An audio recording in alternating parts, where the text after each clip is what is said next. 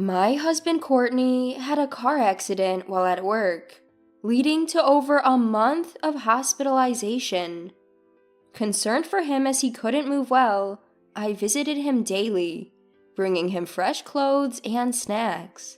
Then, one day, a male coworker of my husband came to me with a shocking revelation about the accident. After hearing it, I stopped visiting my hospitalized husband the next day. Soon after, I received a furious message from him demanding, "Come to the hospital now." My name is Vivian, a 40-year-old housewife. Courtney and I live with my in-laws as part of a multi-generational household. My in-laws run a diner that's been in the family for 3 generations, and I help out there. Since it's been around for 3 generations, the diner has a retro vibe.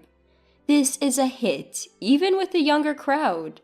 Famous for its burgers, it's busy enough to have a lunchtime line, keeping us all on our toes.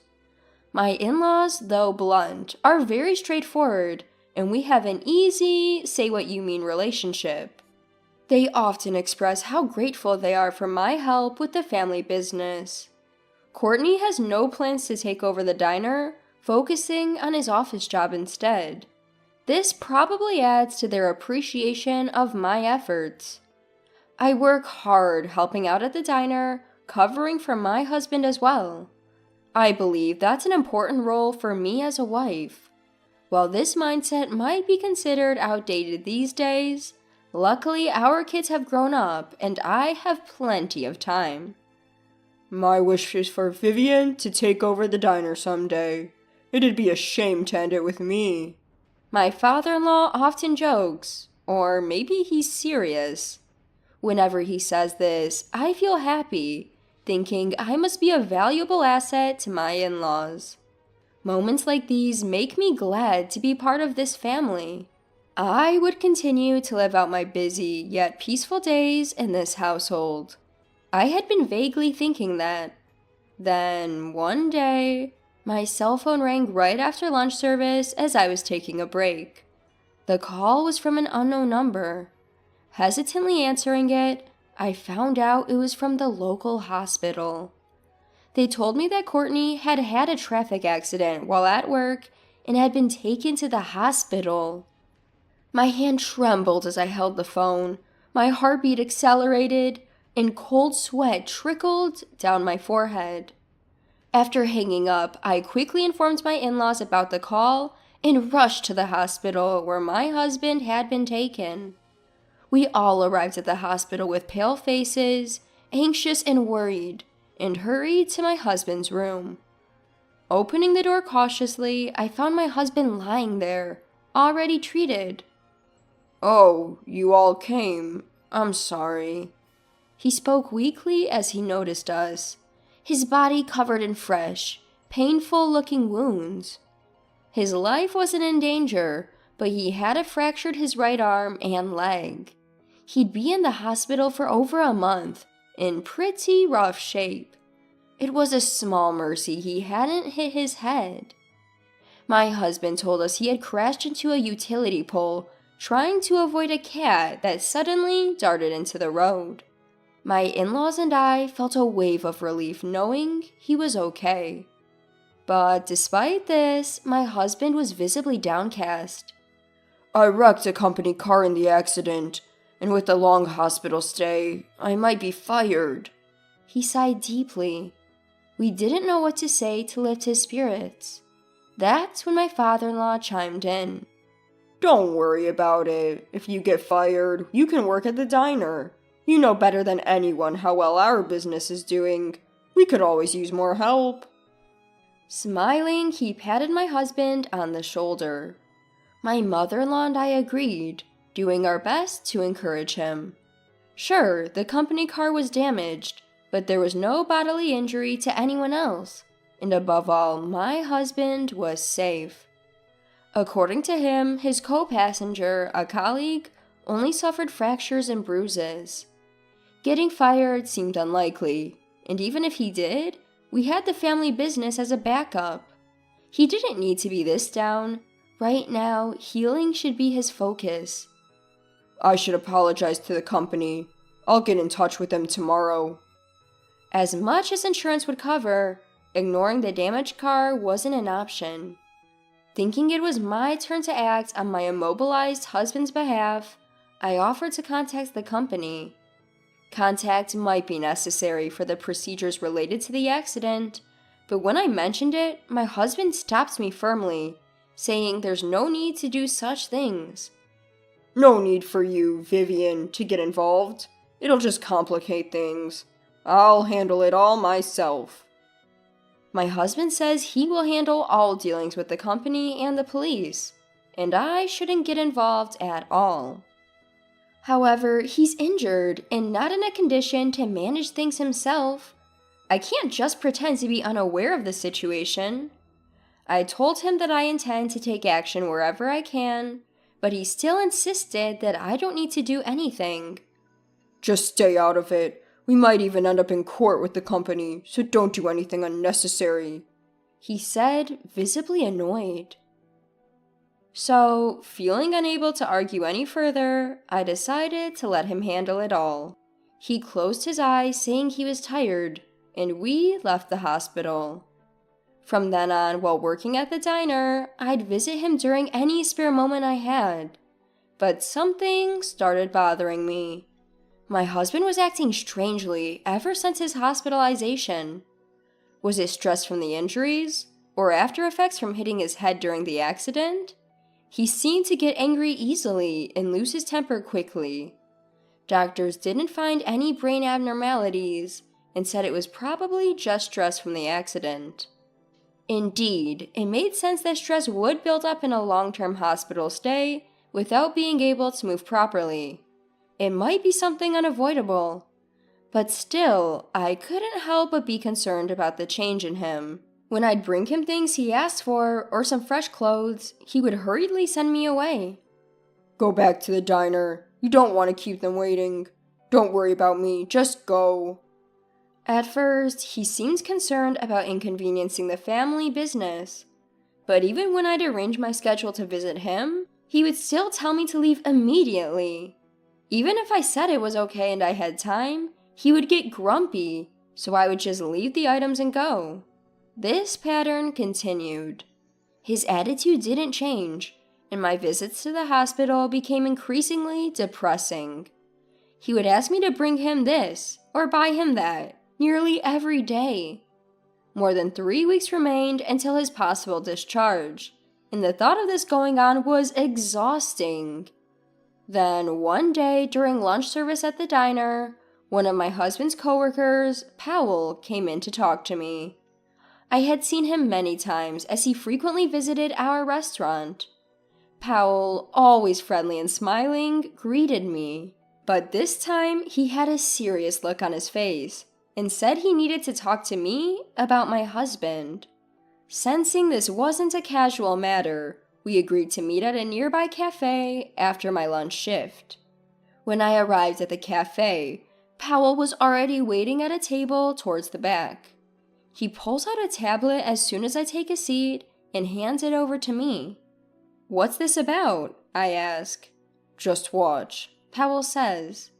He then plays a video saying, "This is from the day your husband had the accident." Speechless, I watch the video on the tablet. My husband is driving the car, flirting with a woman in the passenger seat.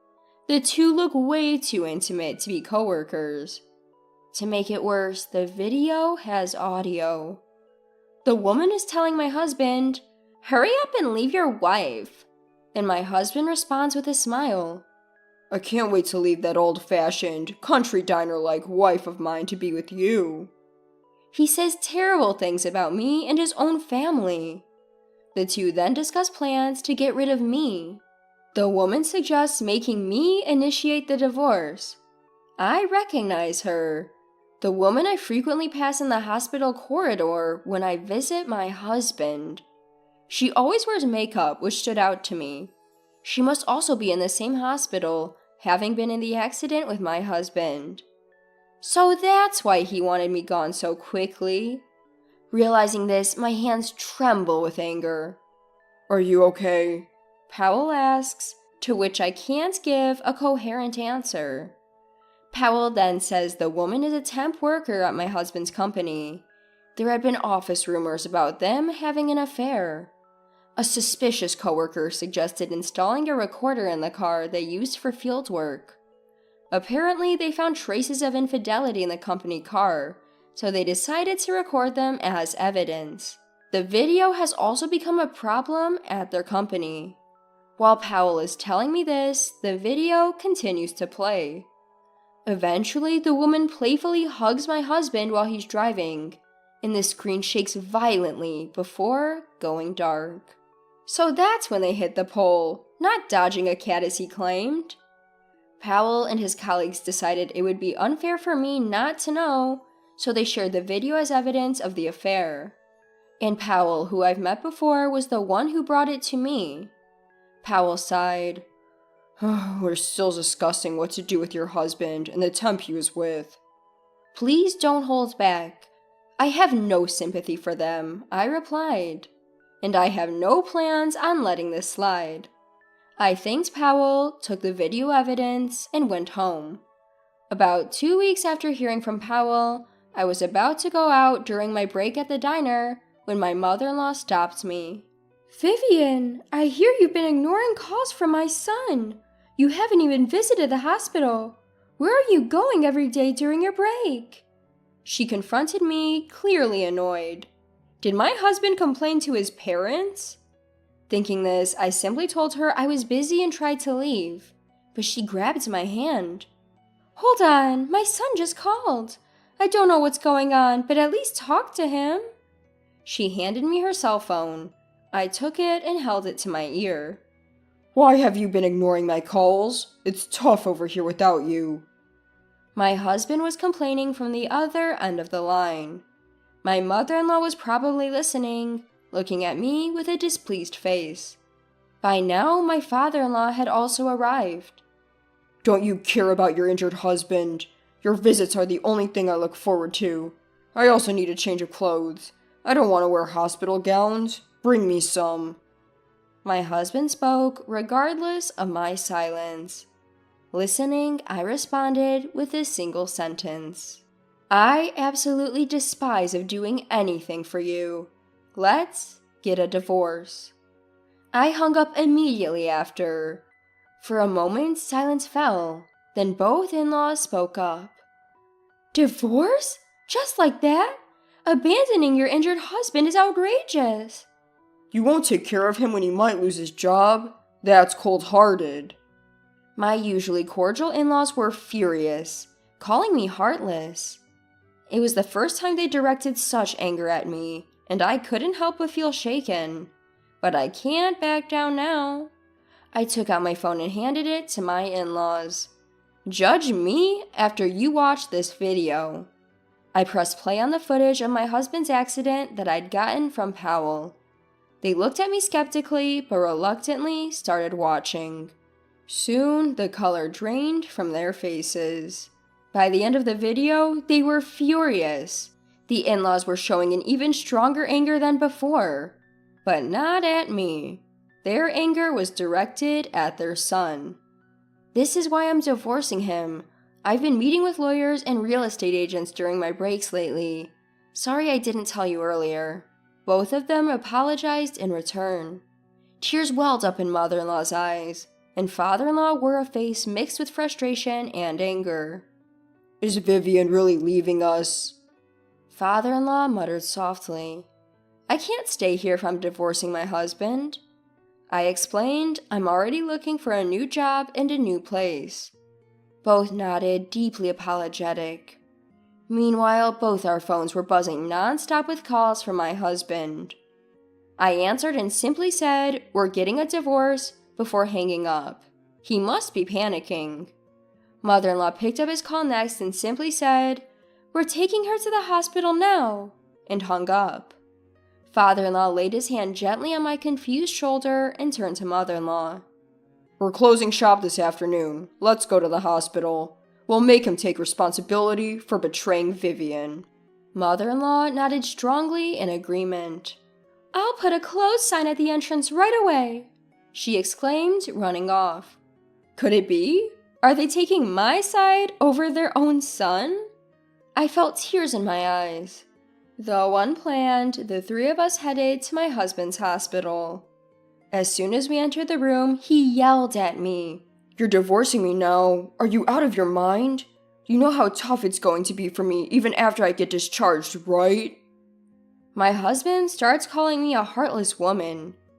At that point, my father-in-law says, "Enough," and hands me my phone. We then show my husband the same video that my in-laws had watched earlier. "What? Why do you have this?" My husband goes silent, and my father-in-law confronts him. "Sorry for the low-grade diner, so what's the explanation for this?" My father-in-law glares at him. After watching the video, my husband is visibly shaking. After a moment of silence, he mutters, "No, this is, well, a misunderstanding." "I'll go talk to the woman in the video then. She's in the next room, right?" As I say this, my husband breaks down. "I'm sorry, please forgive me." I hand him divorce papers. His face turns pale, but nobody cares.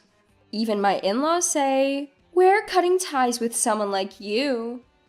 My husband's face grows even paler. As for the settlement money, we'll discuss it with our lawyer later. Don't run away. Although, you can't run with your condition, can you? My immobilized husband can't escape. He just listens, utterly defeated. A few days later, I go back to my husband with the lawyer. We're going to demand a settlement. "Taking money from an injured man, you're the worst." My husband snaps after hearing from the lawyer. I guess that's all he can say now. Rather than getting angry, I pity him. "The fact that you cheated and got injured, and then make your wife deal with it, makes you far worse," the lawyer tells him, leaving him speechless. In the end, my husband agrees to pay the settlements from the divorce assets and signs the divorce papers. Our divorce goes through smoothly, thanks to his inability to flee. Soon, both will face job termination and some kind of legal action for workplace affairs and accidents. As I leave the room, never to return, I hope he faces the consequences of his stupid actions. After the divorce, I move out of my in-laws' place, but continue working at their shop. It was their suggestion. It seems like my father-in-law is genuinely keen on me taking over the family business, and he assures me that this won't change even if I divorce my husband. So, I accepted the offer, and now I'm in the midst of learning the ropes from my father-in-law with a newfound enthusiasm. My kids are all for it, cheering me on. Meanwhile, my ex-husband showed up at my in-laws' place once after his discharge from the hospital. He was limping on his right leg and was promptly kicked out by my father-in-law. My kids have no intention of helping him, saying it's all on him. From what I've heard, my ex is living a lonely life in a small apartment he rented with the remainder of his share from the divorce settlement. Apparently, he's also been hit with a large financial demand from his company and is working around the clock to pay it off. Well, as long as he has a place to live and a job, there's nothing to worry about. My ex lost everything: his family, our children, and their support. But I can't find it in me to feel sorry for him. Not one bit.